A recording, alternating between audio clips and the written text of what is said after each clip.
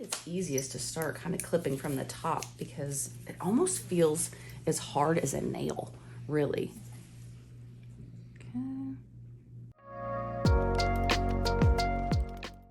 Hey everybody, it's Dr. Nicole Freels here. I have another cutaneous horn. I don't know what it is about this month. You're the third person, or the past month, that I've seen with this, and it's not super common. So we wanted to video this to show you what was going on in your particular area. Is super painful because of the location. There's actually a bone underneath of it. And we were just talking about how the darkness here, that's actually blood from pressure from the shoe, which tells me, again, it's incredibly painful. Because this is so tender to even pretty much look at, I'm gonna numb it up first. Once you're numb, then we'll get it out. I say out, but it's not really out. It's gonna basically go down to the surface of your skin. Okay. We've already pre-prep here. So we're gonna go from the top, and I'll really try not to touch that area. So I'm gonna swing around here, Katrina. You're gonna, all right, here comes the cold spray, then a little bee sting, okay? Okay. Here we go. Quick little stick. Doing good. So we're gonna do a little block here. You okay? Yes, ma'am. Good. Probably doesn't hurt as bad as the actual lesion itself, I should say. Right. Doing great. I'm almost done, okay? Usually doesn't take but a couple minutes to numb up. And we were just talking how she was researching on the internet, on Google, to find out, because, really, what do you call this? I couldn't find anything. No, it's, all right. How's that starting to feel? Yeah. A little better? Yes, ma'am. Okay. Does that hurt? Up there. Yes. Up there a little bit? How about here? No. How about here on it? Mm-mm. Good. But up in here is, yeah. Okay. So maybe we can go ahead and get a hold of that area. Okay. If we need to put more in, I can. But I find it's easiest to start kind of clipping from the top because it almost feels as hard as a nail, really. Okay. Good? Mm-hmm. There we I'm go. just gonna close my eyes. You okay? Good deal. So these occur typically under pressure points. Let's go ahead and get our blade. I had a patient that had one on the bottom of her foot. She had two. That's incredibly painful. Imagine with it being on the bottom. Yeah, in fact, we should throw up or put a link to that video now because it is, you okay? Yeah. Good deal. You let me know if I need to stop, okay? All right, so we're just gonna keep trimming. And then we were talking about getting you set up with a daily routine. Yes, ma'am. To make sure. You don't think your shoe is, or your boot is too tight, do you? I got the extra wide, doing horses, my lower back hurts. Oh, yeah. From the last time that I got run over.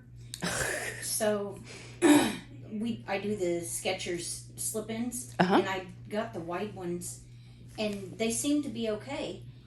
But you could be correct, because I think it could have started rubbing. Because the sneakers were always wider, and during the summer. You can just relax your foot there. There you go.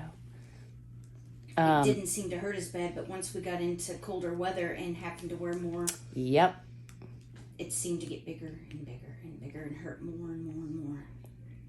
And then I had to stop wearing boots and go to my daughter's size 10 sneaker. Gotcha. One thing, can you give me some gauze, please?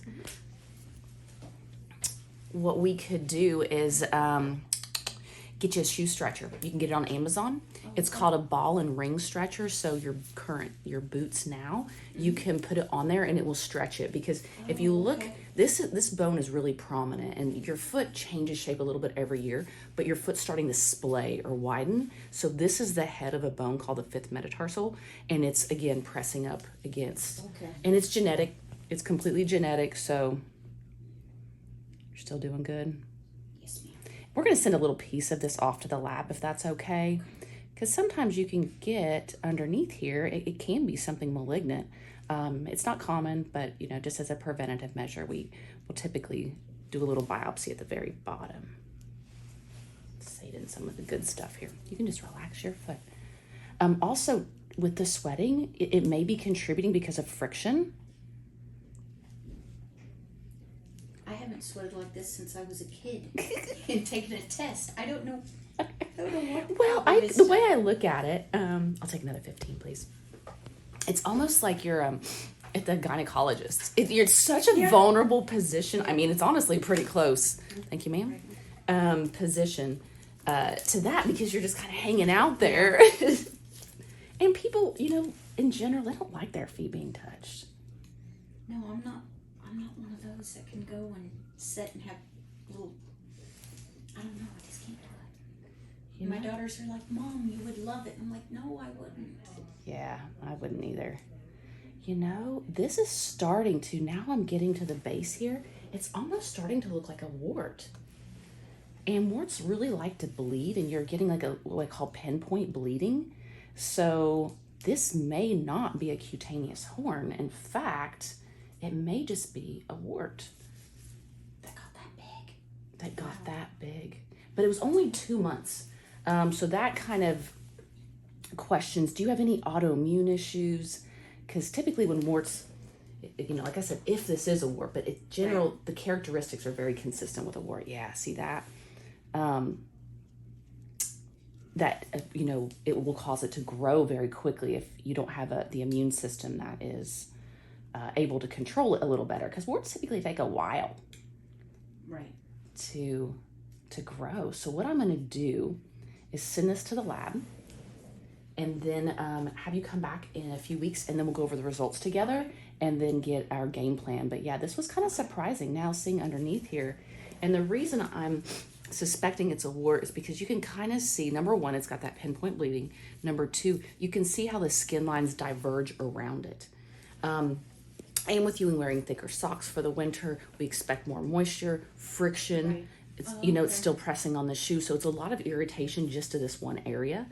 So what I'm going to do is call in, because I really want to dry this sucker out, because warts love moisture. So I'm going to call in a medication to the pharmacy called Drysol. Okay. Very inexpensive. And then we're just going to have you keep this nice and dry. And so when we come back, I can really get a good idea of what it's going to look like, because I don't want to put chemical on it today. But then I'll know 100%, with your lab result and the way it's going to look. But we'll just put a big Band-Aid on here for now. Well, surprise, surprise. You just never know what you're going to find, all right? But warts do love to bleed, so that could have been the pressure, as well as the, the darkness we were talking about, that bleeding underneath. Okay. Perfect. Yeah, it's pretty, you got a pretty good one there. But I just wonder why it grew so fast. Let's get some, no, I just need a big Band-Aid. I can grab it. Here we go. Well, what tools do we have? Oh, okay. Oh, good. I'll just take this alcohol swab. And then it's actually going to be in the, oh, you have big shoes on. Great. I'll just take a piece of gauze, and then we'll do Coban around it. Did that sting at all? Nope. Okay, good deal. No, my husband said, just wear your slippers. I'm like, yeah, my best friends. Yes. Yeah. Here we go. Thank you, ma'am. Okay, we'll get this wrapped up. So we'll do, does about 3 weeks work for a follow-up for you? Yes, ma'am. Wonderful. Whatever you need. Okay, so we'll have you come back then, and then we will go over the results of this. What do you think about work today?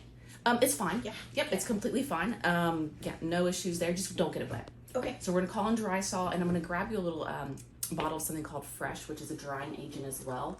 It's also an antifungal, antibacterial, so it's gonna really create this dry, fresh environment to it. Okay. So it'll help kind of start killing what's going on. Okay. All right, guys, well, stay tuned. Surprise to me. This is real world podiatry. That's what I always tell people. This is, the way it works. We're not always right. So we'll see you in a couple weeks. All right, see you next time.